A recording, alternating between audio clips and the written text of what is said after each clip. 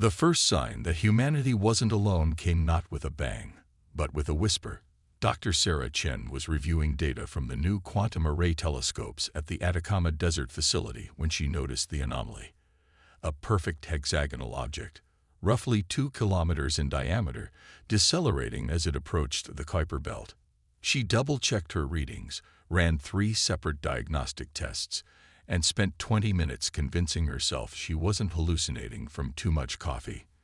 The object was real, and it was heading straight for Earth. Within hours, 12 more identical objects appeared, seeming to phase into existence at the edge of our solar system. The world's governments did what they always did in times of crisis. They denied everything while secretly panicking. But when the objects became visible to amateur astronomers, the truth could no longer be contained. The Nexarians, as they called themselves, made first contact 3 days later. They appeared simultaneously on every screen on Earth. Tall, elegant beings with iridescent skin that seemed to shift colors like oil on water. Their spokesperson, who called himself the Ambassador, spoke in perfect English, his voice carrying an almost musical quality. "People of Earth," he said, "we come in peace and friendship. We are travelers, explorers, and scientists who have watched your civilization's growth with great interest. We believe the time has come to welcome you into the galactic community." The next few weeks were a whirlwind of diplomatic meetings, cultural exchanges, and scientific demonstrations. The Nexarians shared glimpses of their technology, clean energy solutions, medical advances, and transportation systems that seemed like magic. World leaders were entranced by the possibilities. The public was captivated by these beautiful, seemingly benevolent visitors. Dr. Chen wasn't convinced. Something about their perfect timing, their flawless presentation, felt rehearsed. She noticed how the Nexarians always deflected questions about their home world, how they never allowed humans inside their ships, and how they seemed particularly interested in Earth's biodiversity. Working late one night at the facility, she discovered why. Hidden in the quantum noise of their transmissions was another signal: detailed biological scans of every ecosystem on Earth. The Nexarians weren't explorers, they were prospectors. Before she could warn anyone, the true invasion began. The hexagonal ships released millions of microscopic machines into Earth's atmosphere.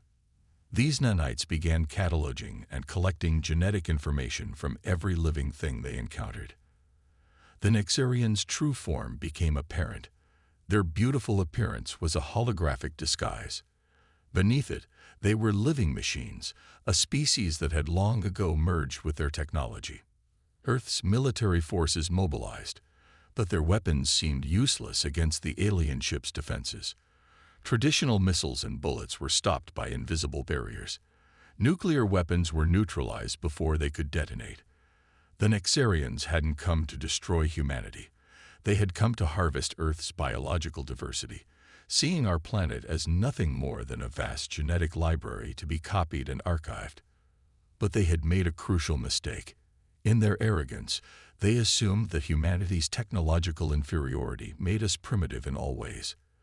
They didn't understand that humans had spent millennia fighting against overwhelming odds. They didn't realize that our greatest strength wasn't our technology, but our adaptability and determination. Dr. Chen managed to transmit her findings to a secure network of scientists and military leaders before the Nexarians could stop her. In hidden bunkers and secret laboratories around the world, humans began studying the alien nanites, looking for weaknesses. The Nexarians might have mastered technology, but in doing so, they had lost something essential: the ability to think outside their rigid, mechanical patterns.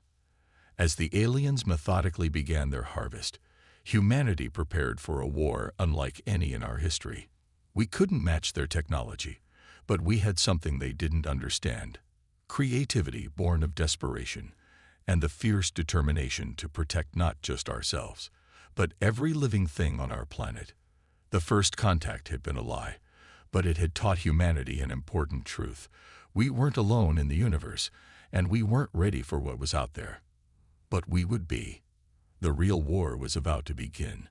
and humanity would show these mechanical invaders why Earth's greatest resource wasn't its biodiversity. It was the indomitable spirit of its dominant species. Dr. Chen looked at the quantum array readings one last time before initiating the facility's self-destruct sequence. The Nexarians wanted to study Earth's life forms.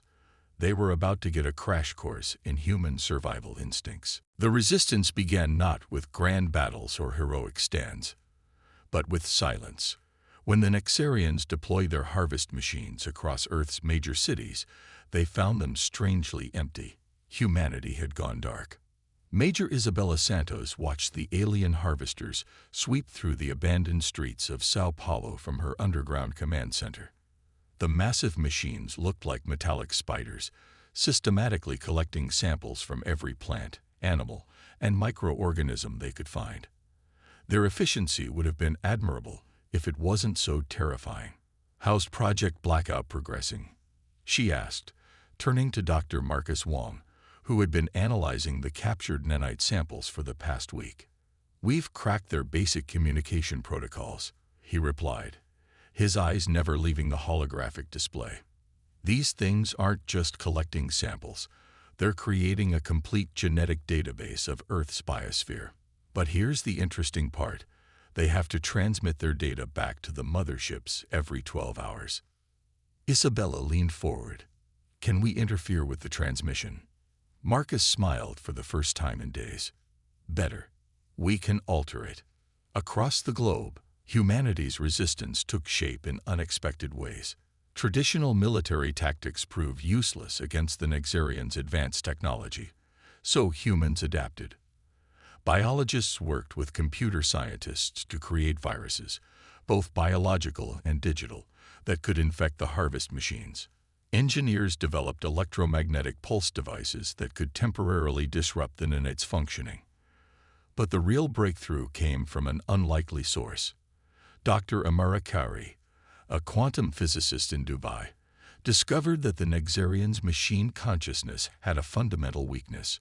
Their neural networks, though incredibly advanced, operated on strictly logical patterns. They couldn't handle true randomness. "Think of it like a computer trying to generate random numbers," she explained during a secure global conference call. "They can simulate randomness, but true chaos, it crashes their systems." The resistance developed a new strategy. Instead of trying to fight the Nexarians head-on, they began introducing controlled chaos into the aliens' perfectly ordered systems. Harvest machines would find their samples contaminated with contradictory genetic markers.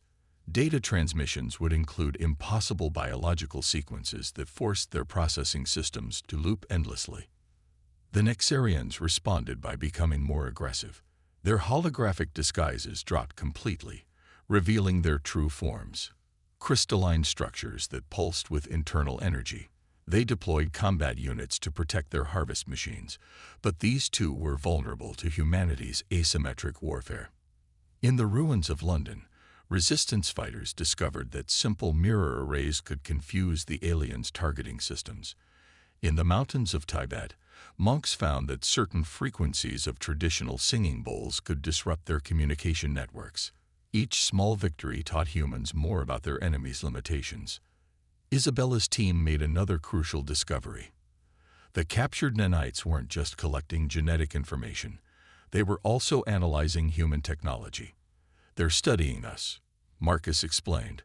"Every piece of tech they encounter, they're breaking down and evaluating. But they're dismissing anything they consider primitive."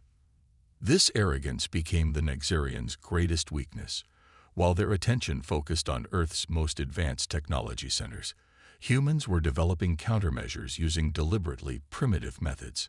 Mechanical computers that couldn't be hacked, chemical reactions that confused their sensors, analog devices that operated outside their digital awareness.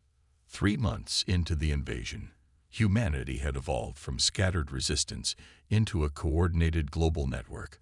The aliens controlled the skies and the major cities, but they were increasingly frustrated by their inability to complete their harvest.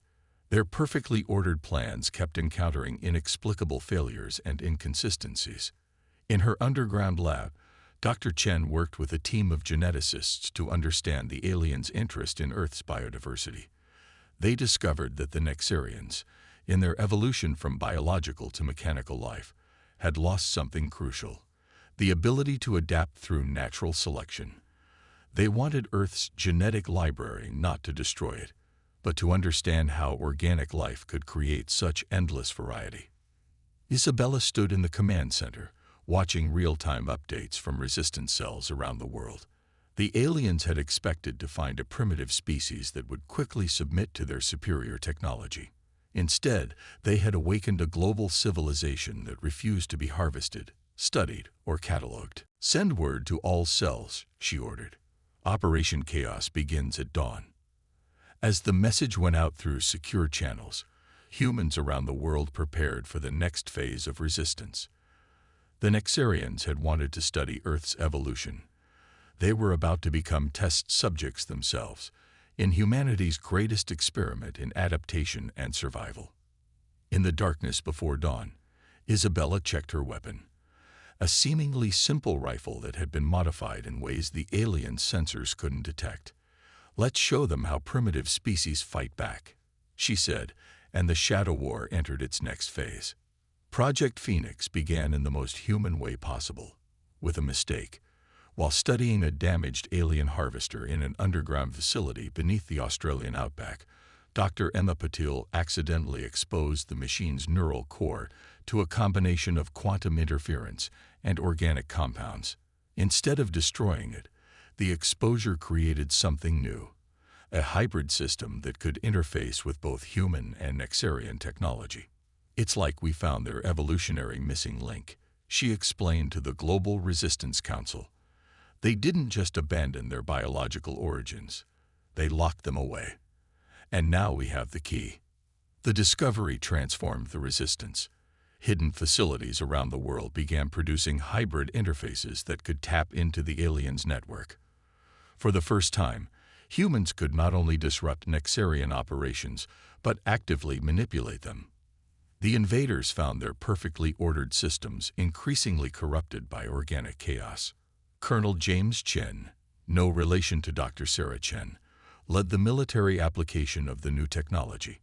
"We're not just fighting their machines anymore," he told his international team. "We're introducing mutation into their digital DNA." The Nexarians' response revealed their growing desperation. Their harvest machines became more aggressive, stripping entire ecosystems bare rather than taking samples. They launched orbital strikes against suspected resistance locations, not realizing that humans had long since learned to mask their heat and electronic signatures. But their most significant error was assuming that humanity's scattered resistance groups weren't connected. In reality, an underground quantum communication network, developed by Dr. Cowrie and her team, linked every major resistance cell. While the aliens watched for radio signals and digital transmissions, humans were communicating through entangled particles they couldn't detect. Project Phoenix's next phase came from an unexpected source. Dr. Miguel Alvarez, a marine biologist hiding in a deep-sea research station, discovered that certain deep-sea bacteria had evolved natural defenses against the Nexarian nanites.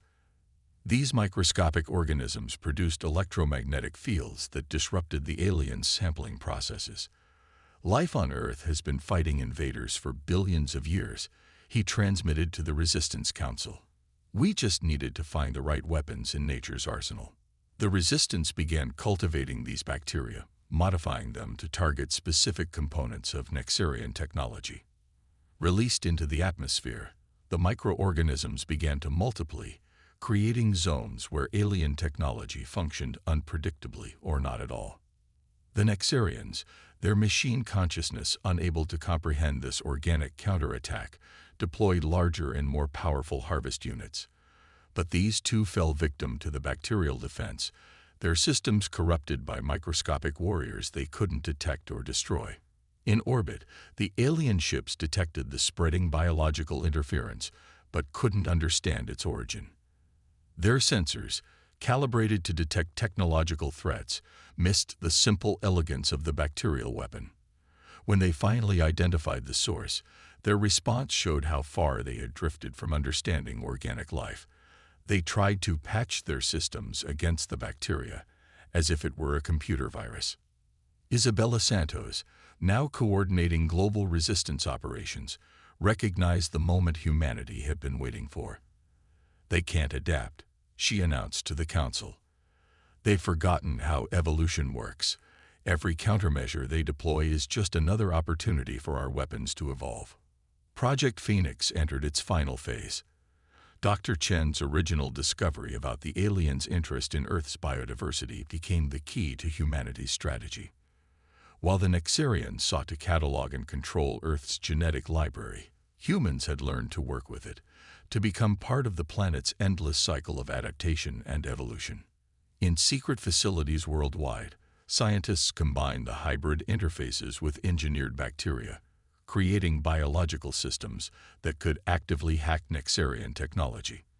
The aliens had come to harvest Earth's genetic knowledge, but they had never considered that this knowledge might fight back. Colonel Chen led a series of coordinated strikes against harvester units, using weapons that combined traditional firearms with biological delivery systems. The alien machines didn't just fail. They transformed, their rigid technological systems overwhelmed by organic adaptation. "We're not just resisting anymore," Dr. Padel told the Council as reports of successful attacks poured in. "We're teaching them what they forgot. That life isn't something you can catalog and control. It's something that grows, changes, and evolves." Project Phoenix had lived up to its name. From the ashes of humanity's technological inferiority, a new kind of warfare had emerged, one that combined the best of human innovation with the 4-billion-year heritage of Earth's biosphere. The Nexarians had sought to harvest Earth's genetic wealth. Instead, they had awakened its most powerful defense mechanism, the ability to adapt and overcome. The day humanity turned the tide against the Nexarians began with a synchronization check. At precisely 300 GMT, resistance cells worldwide verify their quantum communication links. In orbit, the alien ships continued their methodical harvest, unaware that Earth's scattered defenders had united for a single coordinated strike. Admiral Sarah Chen, recently promoted for her role in understanding the invasion, stood in the Global Command Center deep beneath the Ural Mountains. The facility's walls displayed real-time data from every resistance cell, their positions marked by faint green dots on a world map. After months of preparation, Operation Evolution was about to begin. "All cells report ready," her communications officer announced. "Bacterial dispersal units are in position.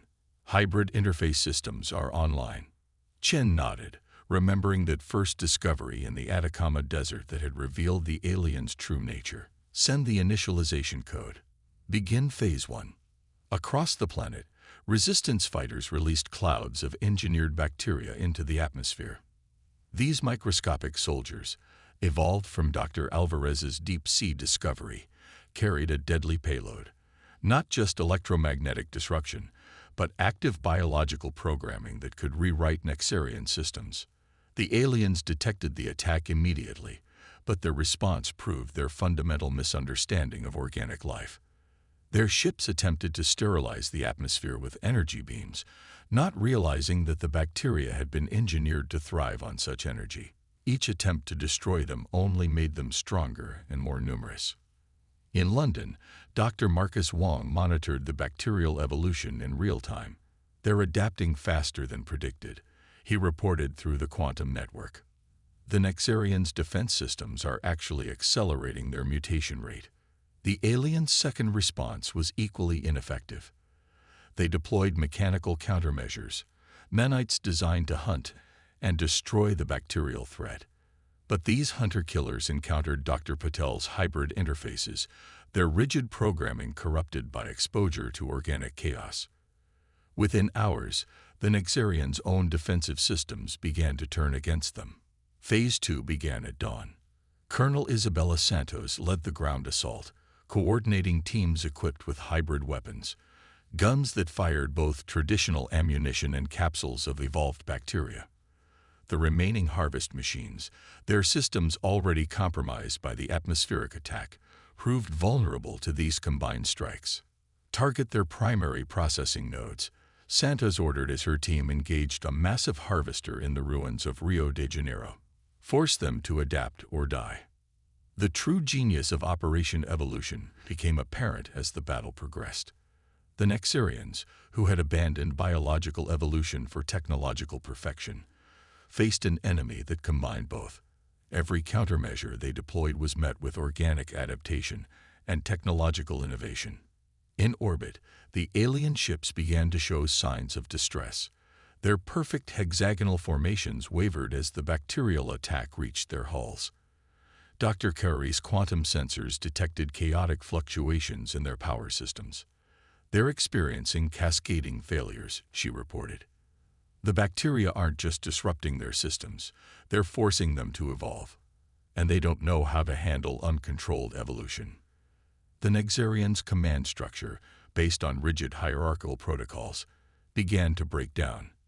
Their ships, unable to maintain their mechanical perfection, started exhibiting unpredictable behavior. Some attempted to retreat, while others launched desperate attacks that humans easily avoided thanks to their quantum communication network.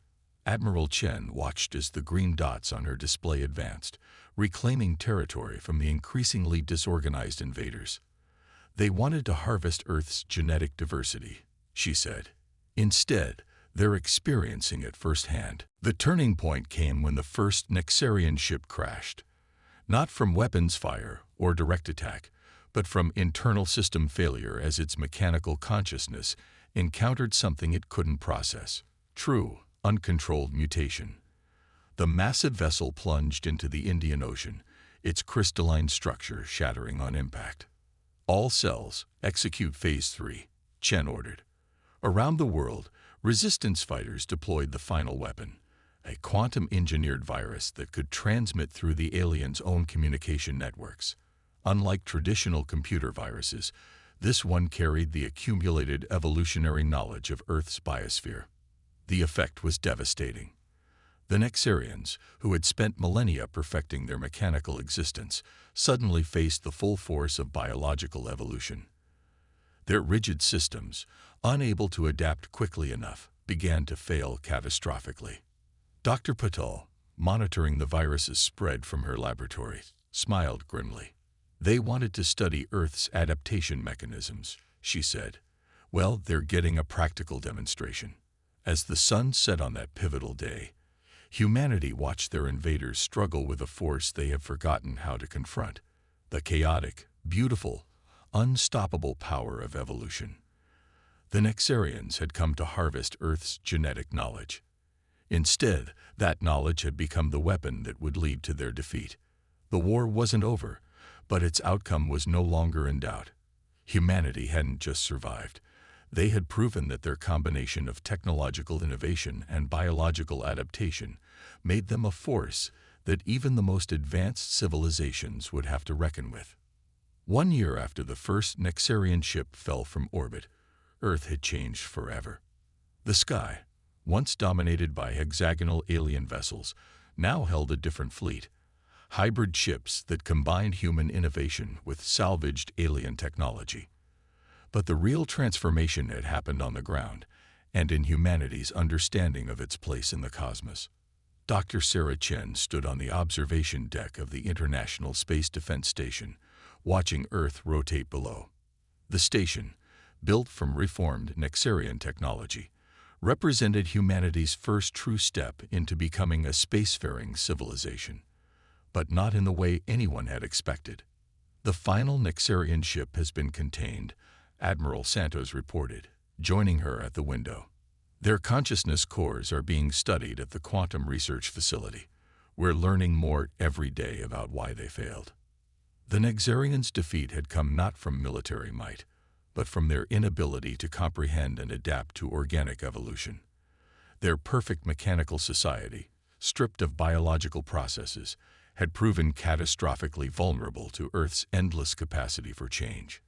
Dr. Patel's team had made perhaps the most crucial discovery in the war's aftermath.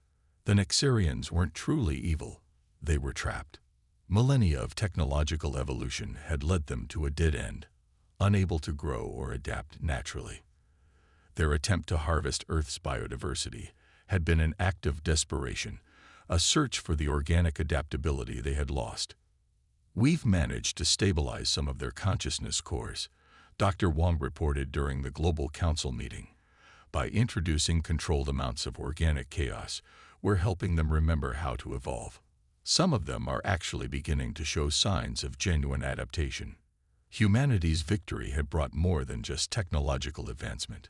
The Unified Resistance Network had evolved into a new kind of global governance, one that preserved individual cultures while recognizing the need for species-wide cooperation. The Quantum Communication Network, originally built for war, now connected humanity in ways previously unimaginable. But perhaps the most profound change was philosophical. Humans had proven that their greatest strength wasn't their technology or their military might. It was their ability to combine innovation with natural adaptation. The hybrid interfaces that had helped win the war became a model for human advancement. Not abandoning nature for technology, but finding ways to combine them. Colonel Chen, now heading Earth's new Xenological Defense Force, established protocols for future alien contact. "We're not alone in the universe," she reminded the Council. "And now we know that not every advanced civilization has our advantages. Our responsibility is to remember what the Nexarians forgot. That true advancement comes from balance, not dominance." The salvaged alien ships provided humanity with faster-than-light technology, but Earth's scientists modified it to work in harmony with organic systems rather than replacing them. The first human starship, Phoenix, launched with a crew trained not just in spaceflight, but in maintaining the delicate balance between technological and biological evolution. Dr. Curry's quantum research revealed that the universe was full of civilizations that had followed the Nexarians' path, abandoning their biological heritage for technological perfection. Earth, with its preserved biodiversity and newly developed hybrid technology, represented something unique, a civilization that had found a way to advance without losing its connection to organic life.